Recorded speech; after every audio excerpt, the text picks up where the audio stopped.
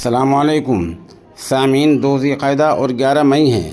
ख़बर का उन्वान है, जब इंसानियत लरज़ गई कि नौजवान ने अपनी माँ और बच्चों को ही कत्ल कर दिया और बाद में ख़ुद भी गोली मारकर ख़ुदकुशी कर ली।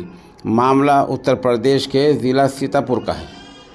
उत्तर प्रदेश के सीतापुर में सनसनीखेज़ वारदात हुई है। यहाँ एक शख्स ने अपने ही ख़ानदान के 5 लोगों को कत्ल कर दिया और फिर गोली मारकर ख़ुद भी ख़ुदकुशी कर ली।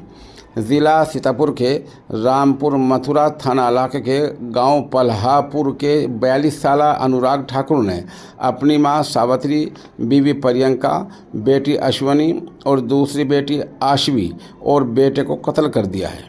बाद में उसने अपने आप को भी गोली मार ली है। सीओ महमूदाबाद दिनेश शुक्ला ने सहाफ़ियों को बताया कि नौजवान नशे का आदी था। घर वाले उसको नशा मुक्ति सेंटर में ले जाना चाहते थे। रात में इसी बात को लेकर झगड़ा हुआ था, फिर ये वारदात हो गई है। वहीं के मौके से पुलिस अफसर का बयान भी आप सुन लें।